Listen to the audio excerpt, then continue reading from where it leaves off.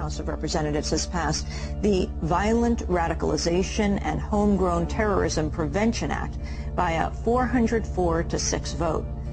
HR1955, as I understand it, provides a basis for subjective interpretation of dissident speech that allows those in power to criminally penalize anything they consider to be particularly effective in terms of galvanizing an opposition that might conceivably, in some sense, disrupt or destabilize the status quo.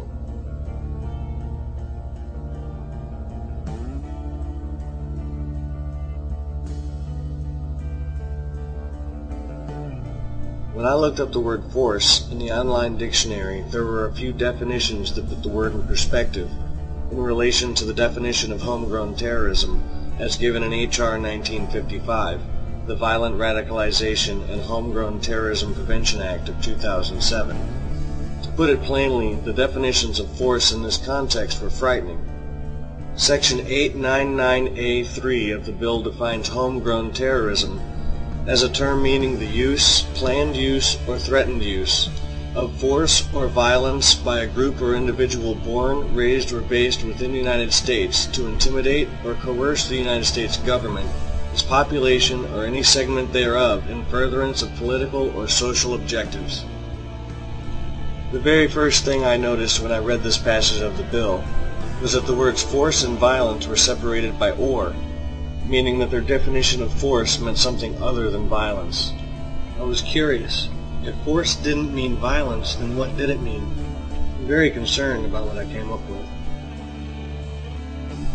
The first and second definitions didn't make any sense in regards to the bill, being that both definitions implied violence, and the bill clearly meant force to be something other than violence. The third and fourth definitions, however, gave me goosebumps.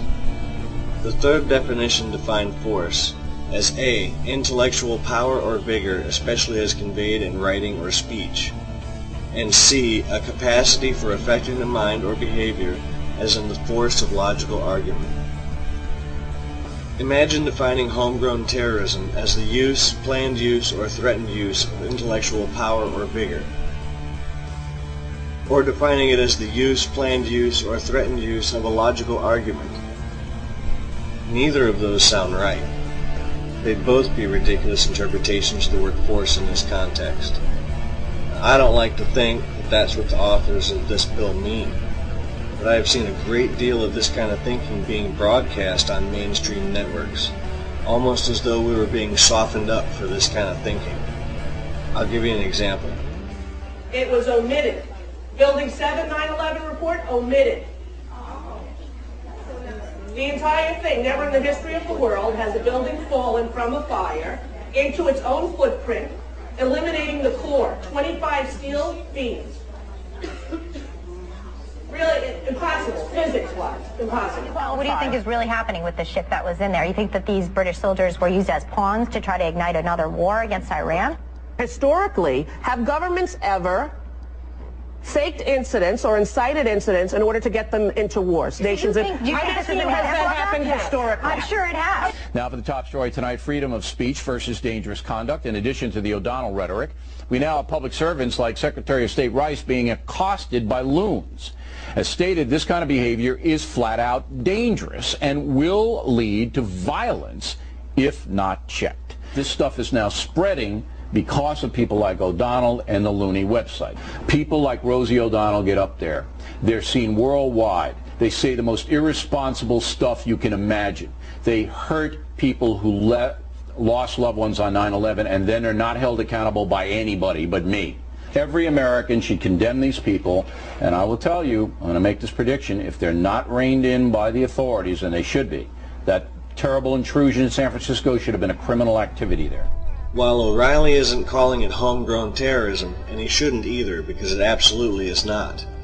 He is, however, calling for one of the aforementioned definitions of force to be criminalized, and he is relating it directly to free speech. It would seem to be that it is O'Reilly's position that the exercise of free speech can and will lead to violence, and that it should be criminalized. Keep in mind, Rosie was not directly expressing an opinion, but citing facts and observations in relation to an opinion. Building 7 did collapse at near free-fall speed. Building 7 was not mentioned in the 9/11 Commission report. And it is a matter of public record that governments have staged events to provocate wars with other nations.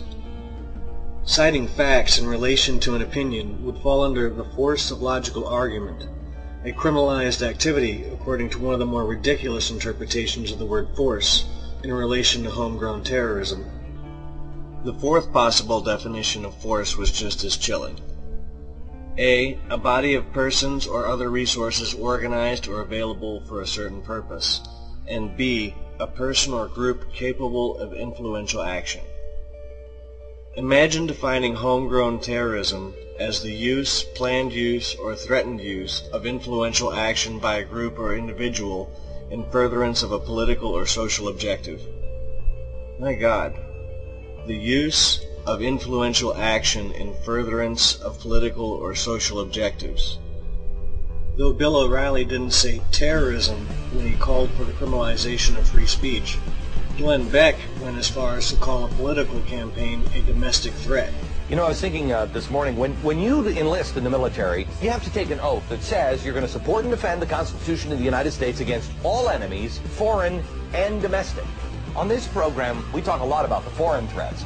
Maybe tonight we should spend some time on the growing domestic ones. Well, here's the point tonight. While our foreign enemies are the obvious ones, the physical threat may be developing domestically as well. And here's how I got there. As I told you last week, Ron Paul raised over $4 million in one day. That's huge news. Ron Paul's supporters are tapping into something that's very real. It's something that I've talked about on this program for a very long time. The rising tide of disenfranchisement in this country. And it's coming from all sides of the political spectrum. If that feeling of disenfranchisement leads to political discussion, then our system works perfectly. But if fringe elements take that disenfranchisement and turn it into violence, we endanger the freedoms we're supposedly all fighting for. I didn't want to believe it, but there it was. One of the most absurd definitions of force in relation to the definition of homegrown terrorism being played out on a mainstream network. On CNN, Glenn Beck calling a political campaign a domestic threat and implying that it could lead to violence. Now listen to that last bit again. If fringe elements take that disenfranchisement and turn it into violence, we endanger the freedoms we're supposedly all fighting for. How exactly are these freedoms being endangered? Claiming that your freedoms are being threatened by extremists is a manipulative and emotional appeal meant to distract you from the truth. And the truth is this. Your freedoms are not a physical thing that can be bombed or shot or threatened by anyone in any way.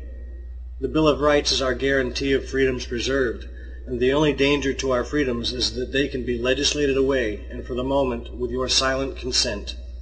If bills like HR1955 become law, then soon your silence may not be your consent, but your only choice.